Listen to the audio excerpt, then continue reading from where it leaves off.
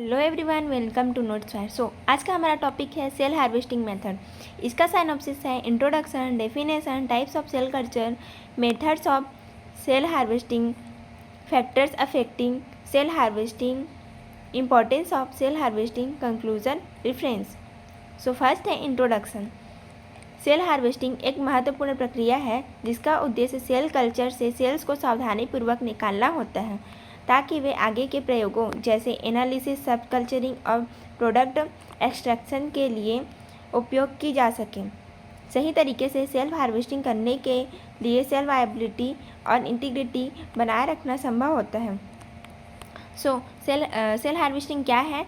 Cell harvesting एक culture है, cell culture है जिसमें सेल्स को आसानी से सावधानीपूर्वक सेल्स को अलग किया जाता है। हार्वेस्टिंग का मतलब होता है कटाई। तो इसमें क्या करते हैं, सेल हार्वेस्टिंग में सेल कल्चर से सेल्स को सावधानीपूर्वक निकाला जाता है और उसको एनालिसिस, सब कल्चरिंग के लिए उपयोग में लाया जाता है।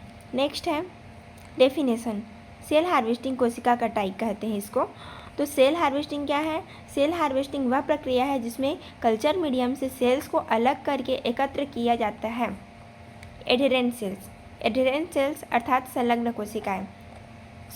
एडहेरेंट सेल्स क्या है? एडहेरेंट सेल्स वे सेल्स हैं जो सरफेस से चिपकी होती है और डिटैच करने की आवश्यकता होती है। एडहेरेंट सेल से ही पता चल जाए, एडहेरेंस का अर्थ होता है सरफेस से चिपका हुआ।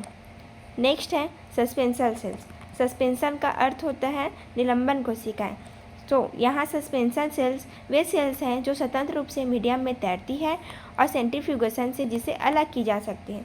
सेंट्रीफ्यूगेशन में क्या करते हैं, सेंट्रीफ्यूग में किसी पदार्थ को लेकर उसको अपकेंद्रण गति कराया जाता है जिससे सेंट्रीफ्यूगेशन फोर्स बनता है और सस्पेंशन सेल्स अलग हो जाती है। नेक्स्ट है types of cell cultures. Cell harvesting methods का चयन इस बात पर निर्भर करता है कि सेल कल्चर किस प्रकार का है। फर्स्ट है एडहेरेंट सेल्स। इसका फर्स्ट टाइप है एडहेरेंट सेल्स। ये सेल्स कल्चर फ्लास्क या पेट्री डिश की सतह से चिपकी होती है। इन्हें अलग करने के लिए एंजाइम्स या मैकेनिकल मेथड्स का उपयोग किया जाता है। नेक्स्ट है सस्पेंशन सेल्स। निलंबन सेल्स जिसे कहते हैं, ये सेल्स लिक्विड मीडियम में स्वतंत्र रूप से तैरती रहती हैं। इन्हें अलग करने के लिए सेंट्रीफ्यूगेशन या फिल्ट्रेशन का उपयोग किया जाता है। इसके टाइप्स में फर्स्ट टाइप था एडहेरेंट सेल्स। एडहेरेंट का अर्थ होता है सतह से चिपका हुआ, तो ये सतह से ही चिपका होता है। इसको अलग करने के लिए एंजाइम्स और मैकेनिकल मेथड का उपयोग करते हैं। सेकेंड क्या था? Suspension sales.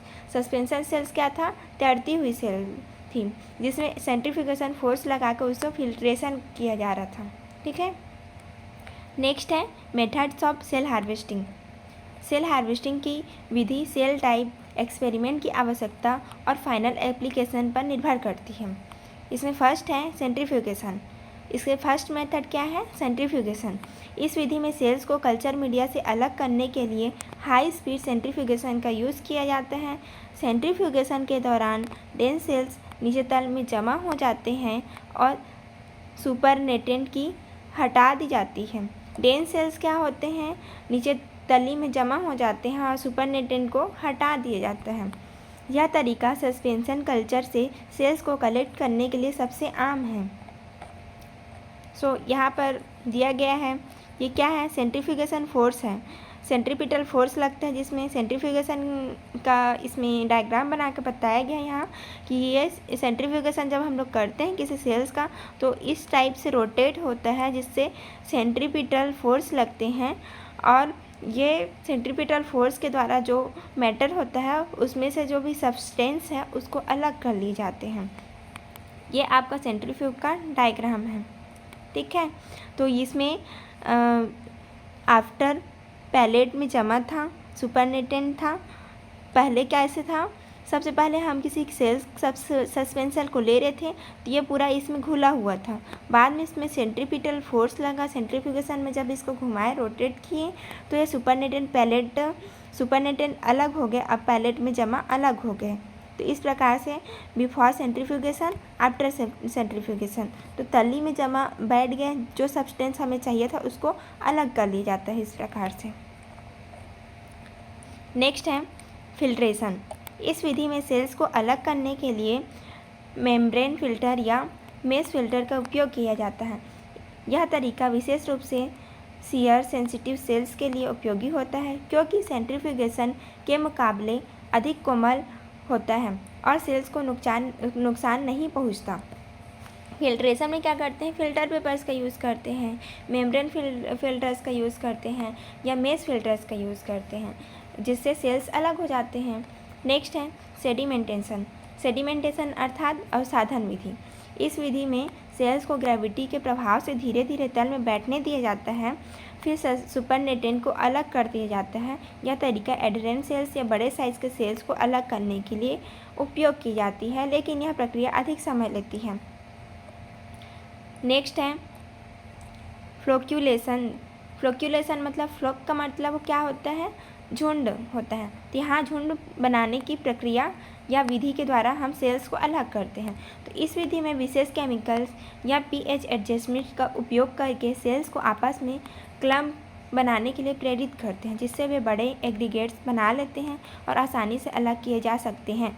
यह तरीका लार्ज स्केल बायो प्रोसेसिंग में यूज़फुल है। नेक्स्ट है फैक्टर्स अफेक्टिंग सेल हार्वेस्टिंग। तो सेल हार्वेस्टिंग में कौन कौन से फैक्टर्स सेल को अफेक्ट करते हैं, इसमें फर्स्ट है सेल टाइप। सेल किस टाइप का है वह उसके फैक्टर्स को अफेक्ट करता है। तो एडहेरेंट सेल्स और सस्पेंशन सेल्स को अलग अलग तरीक़ों से हार्वेस्ट किया जाता है। उचित विधि का चयन करके कोशिकाओं की गुणवत्ता को बनाए रखने के लिए ये इम्पॉर्टेंट है। सेल टाइप भी इसमें इम्पॉर्टेंट रोल प्ले करता है। अलग अलग टाइप के सेल्स को अलग अलग मेथड से अलग की जाती है। नेक्स्ट है एंजाइम कॉन्सेंट्रेशन। तो एंजाइम का कॉन्सेंट्रेशन भी सेल हार्वेस्टिंग में अफेक्ट करता है। सो ट्रिप्सिन या कोलेजिन्स जैसे एंजाइम्स का सही मात्रा में उपयोग आवश्यक है। अधिक या कम सांद्रता से सेल्स को नुकसान हो सकता है। ये ट्रिप्सिन या कोलेजिनेस जैसे एंजाइम जो होते हैं सही मात्रा में इसमें उपयोग में लाई जाती है। अगर एंजाइम का कॉन्सेंट्रेशन कम हुआ या ज़्यादा हुआ तो भी ये सेल्स को नुकसान पहुंचाएगी। नेक्स्ट है इंक्यूबेशन टाइम। इंक्यूबेशन टाइम भी इसको अफेक्ट करता है। एंजाइम्स को अधिक समय तक उपयोग करने से सेल्स क्षतिग्रस्त हो जाती है। सही समय सीमा तक पालन करना इसका आवश्यक होता है। ठीक है। सो गाइस, अगर आपको किसी प्रकार की स्टडी नोट की नीड है तो इस नंबर पर कांटेक्ट करें। नेक्स्ट फैक्टर क्या है, टेम्परेचर है। 37 डिग्री सेल्सियस पर एंजाइम्स को सबसे प्रभावी तरीके से काम करना होता है। अगर 37 डिग्री सेल्सियस से अगर टेम्परेचर अधिक हुआ तो भी एंजाइम की क्रियाशीलता तो बढ़ेगी, लेकिन एक निश्चित टेम्परेचर के बाद एंजाइम्स नष्ट हो जाएंगे। इसलिए अधिक या कम तापमान पर एंजाइम की कार्यशीलता को प्रभावित कर सकता है। नेक्स्ट है बफर कंडीशंस। पीएच और ऑस्मोटिक बैलेंस को सही बनाए रखना जरूरी है। बफर कंडीशन से सेल वायबिलिटी प्रभावित हो सकती है। नेक्स्ट है इम्पोर्टेंस ऑफ सेल हार्वेस्टिंग। इसमें फर्स्ट इम्पोर्टेंस है सेल कल्चर स्टडीज़ में। सेल हार्वेस्टिंग रिसर्च और ड्रग टेस्टिंग में आवश्यक है। इसे सेल्स को एनालाइज और प्रिजर्व किया जा सकता है। नेक्स्ट है बायोटेक्नोलॉजी एप्लीकेशंस में। वैक्सीन्स, एंटीबॉडीज़ या बायोफार्माक्यूटिकल्स के उत्पादन में हार्वेस्टेड सेल्स का उपयोग किया जाता है। इससे दवाओं और चिकित्सा उत्पादों का विकास संभव होता है। नेक्स्ट है डिजनरेटिव मेडिसिन में। रिजनरेटिव मतलब होता है पुनर्योजी चिकित्सा। तो स्टेम सेल थेरेपी और टिश्यू इंजीनियरिंग में कोशिका की कटाई जरूरी होती है, जिससे डैमेज टिश्यू को रीजनरेट किया जा सके। रीजनरेट का मतलब होता है कोशिका को वापस से जनरेट करना होता है। तो इसमें स्टेम सेल थेरेपी आती है। नेक्स्ट है जेनेटिक इंजीनियरिंग। जेनेटिक इंजीनियरिंग में भी इसके बहुत एप्लीकेशंस हैं। जेनेटिकली मॉडिफाइड सेल्स के अध्ययन और निर्माण में हार्वेस्टिंग सेल्स का उपयोग किया जाता है, जिससे डीएनए मॉडिफिकेशन और जीन थेरेपी में सहायता मिलती है। तो जेनेटिकली मॉडिफाइड सेल्स क्या होती है, रिकॉम्बिनेंट डीएनए टेक्नोलॉजी से बना एक नया सेल्स होता है। ठीक है। नेक्स्ट है कंक्लूजन। सेल हार्वेस्टिंग एक महत्वपूर्ण तकनीक है जो विभिन्न बायोलॉजिकल, मेडिकल और फार्मास्यूटिकल प्रयोगों के लिए उपयोग की जाती है। इसकी सही विधि या सेल वायबिलिटी और डाउनस्ट्रीम एप्लीकेशंस की सफलता को प्रभावित करता है। फ्यूचर रिसर्च में नॉन एंजाइमेटिक और ऑटोमेटेड हार्वेस्टिंग टेक्निक्स पर अधिक ध्यान दिया जा रहा है। फ्यूचर में किस पर ध्यान दिया जा रहा है? फ्यूचर रिसर्च में नॉन एंजाइमेटिक और ऑटोमेटेड हार्वेस्टिंग पर अधिक ध्यान दिया जा रहा है। और ये इसका यहाँ पे फार्मास्यूटिकल का मतलब होता है मेडिसिन्स में इसका प्रयोग किया जाता है। अलग अलग सेल हार्वेस्टिंग करके अलग अलग टाइप के मेडिसिन्स बनाए जाते हैं। लास्ट है reference. Introduction to instrumental analysis Robert Brown, experimental biochemistry by Clark and Switzer. So guys, अगर आप इसमें और भी रेफरेंस ऐड करना चाहोगे तो आपके यूनिवर्सिटी के सिलेबस के लास्ट पेज में जो भी रेफरेंस है उसको आप ऐड कर सकते हैं। Thanks for watching this video.